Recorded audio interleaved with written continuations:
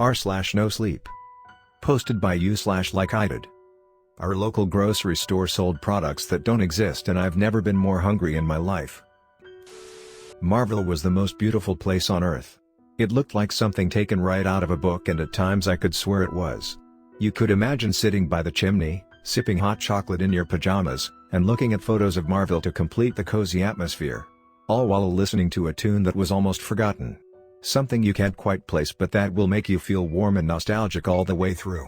I believe that's how the other residents who were taken over by the new vibe were feeling. Though I can't say for sure whether they were feeling anything at all. They seemed like shells taken over by a higher entity. The ones who were quick enough to understand that the new living was just a facade, didn't come far. The border of suicide was keeping us inside the town that seemed nothing but perfect at first glance. As long as you obliged, ate the peculiar food, and listened to the otherworldly tunes. I still wasn't sure whether the screams of terror we heard as we reached the outer sides of town were warning us to stay inside or calling us to follow them. For now, and probably for longer than we'd wish, we would have to stay inside. It was still a better option than death. For just a moment, as we were driving back to town, still listening to the music which now became softer and friendlier, I thought I might be able to get used to it. I've always wanted to change. Sure, Marville was nice and all, but we all crave something different after getting used to our mundane life too much. This certainly was more than just different. We had all the food that shouldn't exist. There was a whole new world to explore just in our grocery store alone. And it had been expanding over the course of the time that I had spent inside. Every store and every restaurant were now cooking and baking and preparing every item with the new products. We had to drive very slowly as the snow had been falling non-stop. I couldn't quite say for how long we had been gone. We drove for maybe an hour in my definition of time, but as we entered the center of town, it felt like days had passed. The people, the real residents of Marville as well as the visitors, had been quite productive. They had started building little booths all over the streets. Tiny wooden huts selling tiny pancakes in the form of triangles colored all in black. There were multiple huts selling the wrong hot apple cider, and others were frying up red and white mushrooms that appeared to be taken out of a video game. Is this going to be their Christmas? Damien broke the silence. We hadn't said a word after what we saw. It was too hard to process and even harder to say out loud. They wanted us to stay here. They don't simply want to take over Marville, they want everyone who lives here to stay with them. I don't think it's their aversion. It feels like they are trying to copy what they imagine our life looks like. Just check out their faces. They are not simply different, they are mimicking us. Tess was right. The visitors were observing us. At first, I thought they were angry in a way, as if they were trying to get rid of us. And while yes, they seemed dangerous, they also looked lost. On top of that, they were changing their outfits. At first, every single one of them was dressed in black, now it appeared they were changing to different colors. However, just like the grocery store items, something about the clothes and looks was just slightly off. They are learning, I whispered as my gaze continued moving from visitor to visitor. They all stared back, but no one came closer or interacted with us in any way. That's when I noticed that Tess had stopped the car. We were standing in the middle of the road, close to the marketplace of the town. From here I could see our coffee shop. The lights were on and the windows were fogged up.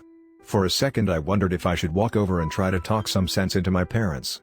I remembered sitting in there with my friends, drinking hot coffee, and chatting. We could still be doing that, and have some delicious broskets with it. My hand automatically moved to the door handle, but before I could open it, the doors of the car were locked. It was Damien. "Des, why did you stop the car?" he asked. "Oh, I just want to jump out real quick and get some charcoal pralines from that booth over there," she responded. "Charcoal what?" I asked, and she pointed at a booth that was half in flames. Tess started giggling. "They smell delicious," she said. "They really do," I agreed. I was starving. It felt like I hadn't eaten anything in a week. Damien looked at both us, and then towards the radio. He started smashing his bare fist against it until it was bloody and the radio finally is broken. That didn't stop the music, however. It wasn't only coming from the car, it was all around us, playing from every corner of town. It had a way to play with our minds, and Tess and I were too hungry to fight it anymore. Honestly, I couldn't care less what would be on my plate at this point, I was just so damn hungry. "Guys, remember what we just saw? All the dead bodies. They hung themselves on the tree because of whatever is out there. Don't listen to what is going through your mind right now, it's not your own voice you're hearing." I tried listening to what he was saying, but it didn't make sense to me at that moment.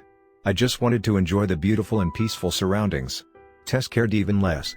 She unlocked the doors, quickly jumped out, and started stomping through the snow.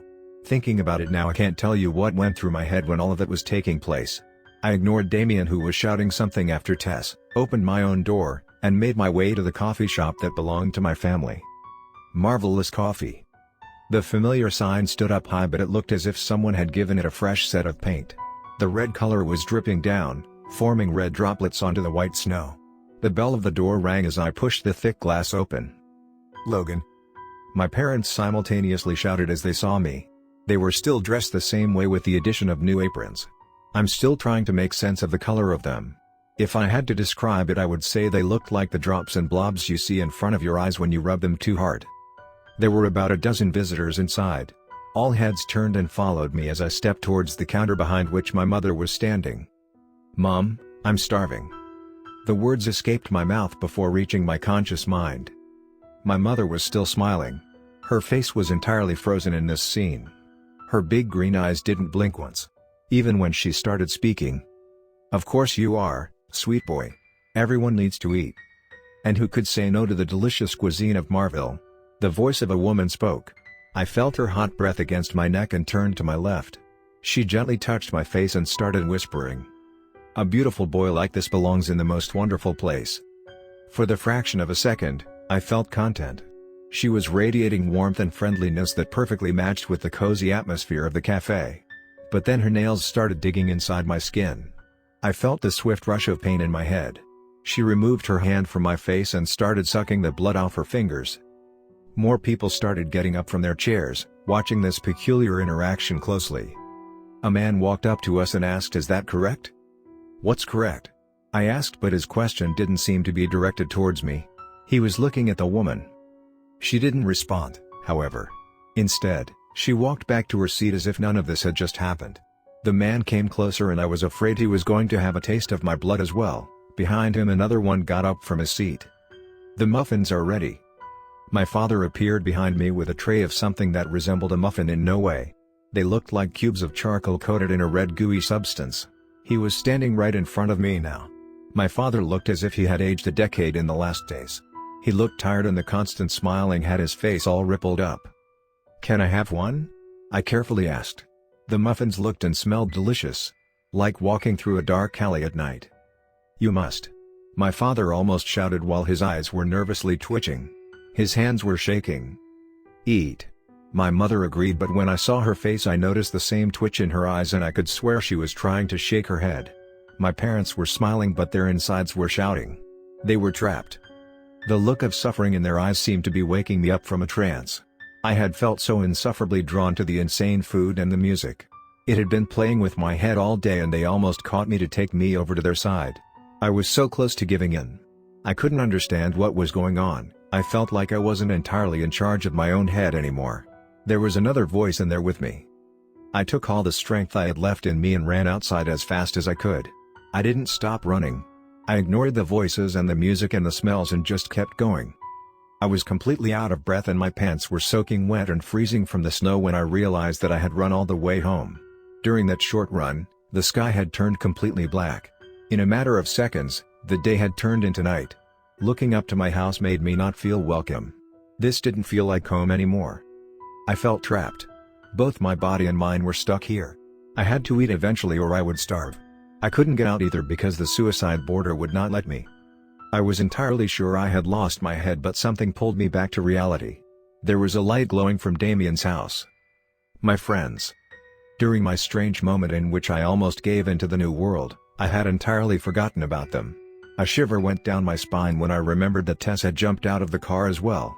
Had she already been turned? As I ran up to his house I saw his door opening.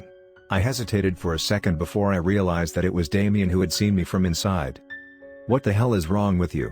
And what happened to your cheek?" he shouted. "I don't know. I went to my parents and I almost ate something but I didn't. And where is Tess?"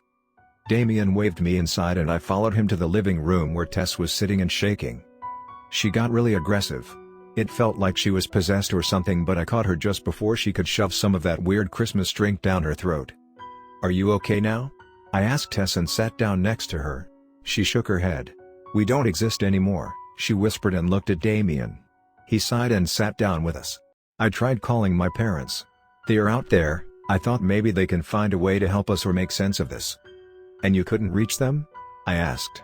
They both looked at the ground. "Yeah, I did." My mom picked up. He took a long breath. She didn't know who I was. They had no idea what Marvel was. They thought we were pranking them. Then we tried reaching anyone else we know that doesn't live here. They all thought we were crazy. Tess spoke. "So then we went online. Everything works normally except when we look for our location. There is no Marvel. GPS doesn't work. It's like we're in some sort of vacuum."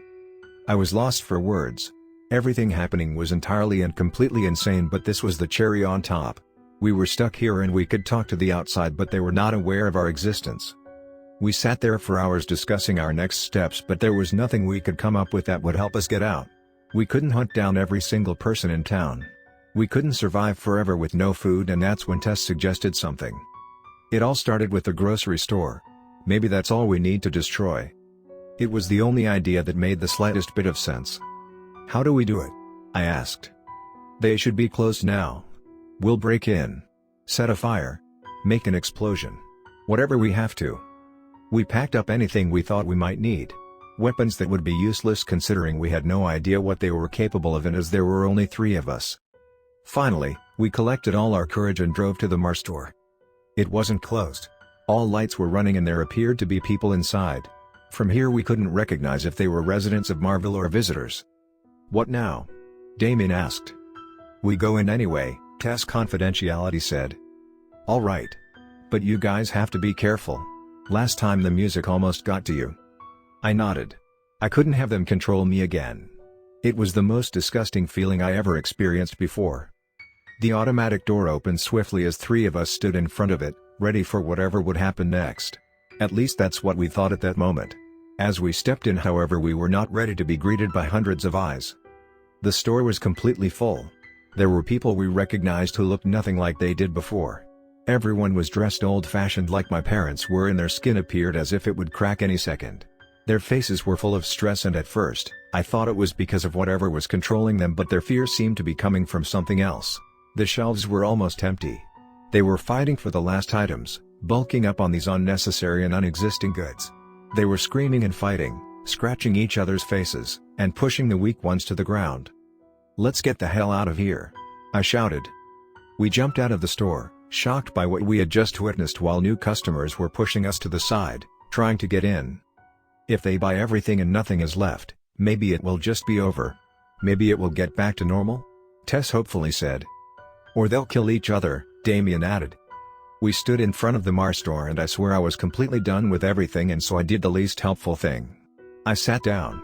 I sat in front of the store that started all of this insanity, watching the catastrophe unfold in front of me. My friends fell down next to me, letting the numbness take over. Hours passed and the last people exited the store. Some were in tears, others drenched in blood. The lights of the store stayed on, but not a single soul was left inside. That's when I got up. A tiny shimmer of hope befell me when I realized that they must have taken everything.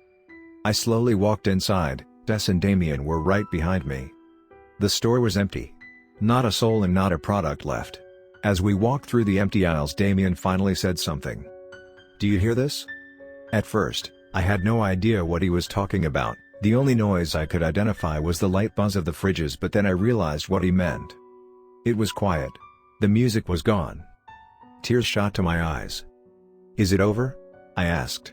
I could already feel the relief rushing through my body. We finally felt peace. Of course, it didn't last long, I realized when I heard Tess scream and not stop. We followed her voice to witness the gore aftermath of the massacre. In front of the register were more dead bodies. Except these ones didn't look like they had killed themselves. They had been murdered as they tried to collect the last items. The blood and intestines sticking out made my stomach turn and my eyes tear up. All hope was gone in a matter of seconds. We tried looking for anybody alive but quickly realized that we could not help anyone. And that's when the next fear sat in. I ran out of the store without a word and again kept running and running until I was back in the town center. "Mom, Dad?" I prayed to a God I didn't believe in that they hadn't suffered as well. I shoved the door of the Marvelous Cafe open, my heart beating so hard in my chest that I was sure it would explode. I fell to my knees when I heard the soft whimper of my mum. And the loud noises of my father throwing up. The shop was a mess.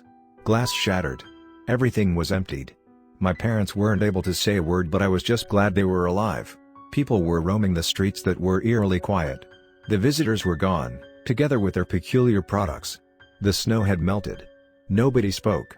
I don't think the victims were aware of what had happened. The few ones like us who hadn't eaten anything tried to talk to them, but it was no use. Days passed. The town looked exactly the way I remembered it did before.